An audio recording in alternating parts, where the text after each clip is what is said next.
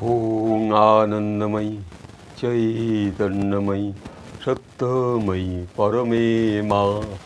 ওং নমো ভগবতী শ্রী অরবিন্দায় নমঃ। আজকে আমরা সেই শ্রী অরবিন্দের সাবিত্রী গ্রন্থ, সেই সাবিত্রী সত্যবান, সেই যে মহাভারতের আখ্যান, সেই শ্রী অরবিন্দের যে এক অনুপম গ্রন্থ সাবিত্রী, সেই সাবিত্রী থেকে আমরা একটু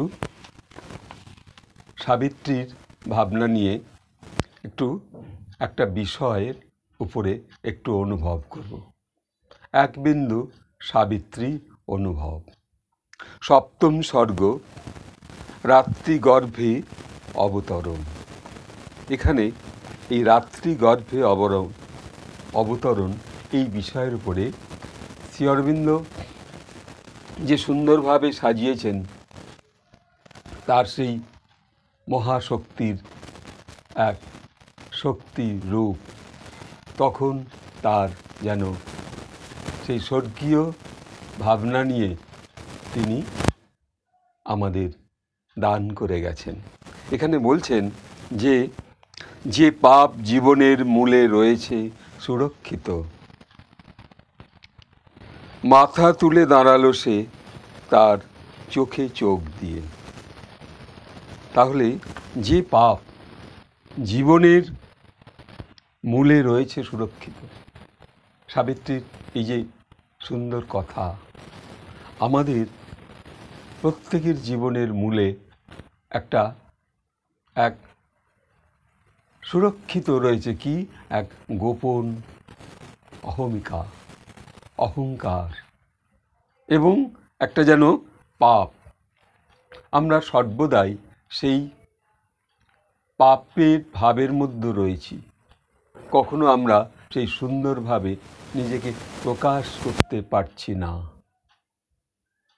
সেই সত্য শক্তি আমাদের মধ্যে রয়েছে, আমরা কিন্তু তা প্রকাশ করতে পারছি না। কেন?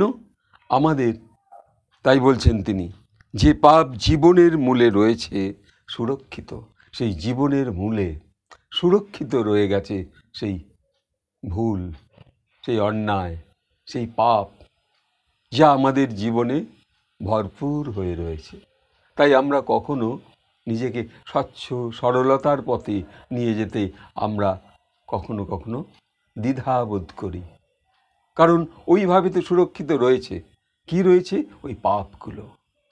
তাহলে শ্রী অরবিন্দের এই যে আলোর মধ্যে, এই যে ট্রান্সফরমেশনের ভাবনায় আমরা যদি একটু অনুভব করি, তার সেই জ্যোতির্ময় আলোর আমাদের অন্তরে মধ্য প্রবেশ করাবো ধ্যান অনুভবের মধ্য দিয়ে, তাহলে আমাদের প্রথমে নিজেদের এই সুরক্ষিত পাপগুলো আগে মুছে ফেলতে হবে। আমরা মানুষ কি করে? কখনো কখনো পরচর্চা, পরনিন্দা, এই নিয়েই তাদের সময়গুলো শেষ করে দিচ্ছে। এই যে সময়কে হত্যা করা হচ্ছে, মানুষের একটা অশুভ আলোচনা চলছে। কেউ কাউকে ঠিক যেন প্রকাশ, সেই যে আমাদের আগে যে আমাদের সমস্ত ঋষিদের যে টোল ছিল, সেখানে একটু শ্রুতি মধুর করে বিষয়, ভাষা, সাবজেক্ট যা সমগ্র মানুষের মধ্যে প্রকাশ হতো, তাতে ওই সুরক্ষিত পাপ আর তখন থাকতো না। তখন পরিষ্কার হয়ে যেত সেই আমাদের শক্তি, তখন আরো স্বচ্ছ সরল হয়ে উঠত। আর কি হতো? মাথা তুলে দাঁড়ালো সে তার চোখে চোখ দিয়ে। তখন মাথা তুলে দাঁড়ানো যাবে যে আমি ধ্যানমগ্ন হতে পেরেছি। আমাদের মধ্যে সেই সুরক্ষিত অসুবিধাগুলো যা আমরা জীবনে যাপন করে চলেছি, একে অপরের সঙ্গে একটা অদ্ভুত, কখনো কখনো আচরণও করতে পারি না, কারো দিকে একটি ছেলে বা মেয়ে তাকাচ্ছে, সে হয়তো একটা সাহিত্য জগতে এগিয়ে যাচ্ছে, কি সাবিত্রী ভাবনা নিয়েই এগিয়ে যাচ্ছে, কিন্তু তাকে সহযোগিতা করবার মানসিকতাগুলো একই সঙ্গের লোক তার মধ্যে কম, বরঞ্চ তাকে অহংকার দেখাচ্ছে, যেন কত কিছু জেনে গেছে। এই ভাবনাগুলো, ওই যে সুরক্ষিত পাপগুলো রয়ে গেছে, তাহলে আমাদের মধ্যে যে অশুভগুলো রয়েছে সেগুলো আগে সাহসের দ্বারা দূর করতে হবে। সেই জন্য তিনি বলছেন এই রাত্রি গর্ভে অবতরণ, এই সপ্তম স্বর্গে যে পাপ জীবনের মূলে রয়েছে সুরক্ষিত, মাথা তুলে দাঁড়ালো সেই তার চোখে চোখ দিয়ে। তাহলে সেই আলোর জ্যোতির দিকে যদি আমরা চোখ মেলি, মহর্ষি অরবিন্দ যেন আমাদের এক চোখের জ্যোতির্ময় ডিভাইন শক্তি। যেমন শ্রী অরবিন্দ যেন আমাদের মনে হয় একটি চোখ, আবার মাও তেমনি একটি চোখ। তাহলে আমাদের এই চোখকে আগে আরো স্বচ্ছ করতে হবে। যা দেখব, কু জিনিস দেখব না, কু কথা বলবো না, কখনো কু মনোভাব আনবো না। এই আমরা যদি ভাবি, আমাদের সেই চোখের দৃষ্টিতে একটা শ্রী অরবিন্দ, একটা শ্রীমা রয়েছেন, কিন্তু সেই আলোর জ্যোতির মধ্যে সে অন্তরে রয়েছেন। মাকে যদি কেউ ব্যাকুল হয়ে আহ্বান করে, মা সাড়া দেন, অবশ্যই সাড়া দেন।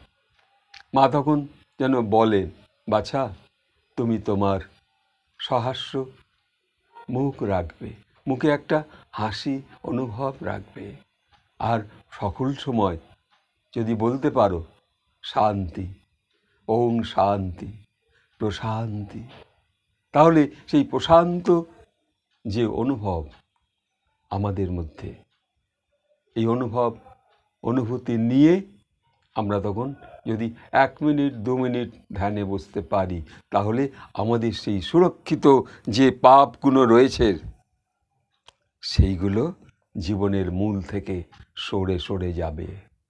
আর আমরা তখন চোখ মেলে তাকাতে পারবো সেই জ্যোতির্ময় আলোর দিকে, মহর্ষি অরবিন্দের দিকে, এবং আমরা আরো স্বচ্ছ হতে পারব। তখন সেই আমাদের মধ্যে যেন এক সুপার শক্তি এসে পৌঁছাবে, জ্যোতির্ময় শক্তি এসে পৌঁছাবে। তাই আমরা এই এক বিন্দু সাবিত্রী অনুভব, এই পর্ব প্রথম শুরু করেছিলাম মা শ্রী অরবিন্দের আশীর্বাদে শ্রী অরবিন্দ ভবনে 1907 সালে। আজ সেই থেকেই এক ভাবনা রয়েছে, আবার একদিন মা, তখন আমাদের প্রিয় যজাতিদা তিনি ছিলেন আমাকে সহযোগিতা করেছিলেন। তিনি তো সেই শ্রী অরবিন্দ লোকে চলে গেছেন, সূর্যালোকে পৌঁছেছেন। তা সেই 1907 সালে সেই এক বিন্দু সাবিত্রী অনুভব যেন আজ আবার সেই প্রকাশ মহর্ষি অরবিন্দ তাদের কৃপায় আজ করানোর সুযোগ করে দিচ্ছেন। তাই আজ আমরা একটু সেই সুরক্ষিত পাপকে ধীরে ধীরে সরিয়ে ফেলে আমরা সেই মাথা তুলে দাঁড়াবো তার দিকে চেয়ে, মায়ের দিকে চেয়ে। মা তোমার সম্মুখে এসেছি, হে প্রভু শ্রী অরবিন্দ তোমার সম্মুখে এসেছি। মায়ের সেই দৃষ্টি পড়বে আমাদের চোখে, আমরা চোখ মেলে দেখব মহর্ষি অরবিন্দের সেই শক্তিকে। আজ এইটুকু বলে এখানে রাখছি। ওং আনন্দময়ী চৈতন্যময়ী সত্যময়ী পরমে মা। ওং নমো ভগবতী শ্রী অরবিন্দায় নমঃ। নমস্কার। আজ এইভাবে একটু একটু করে আমরা যদি শ্রী অরবিন্দের সাবিত্রীর একটা ছত্র, একটা ভাবনা মধ্যে প্রবেশ করতে পারি, তাহলে আমরা সেই জ্যোতির্ময় আলো শ্রী অরবিন্দের আমরা অবশ্যই ব্যাকুলতার মধ্য দিয়ে দর্শন করতে পারব। নমস্কার।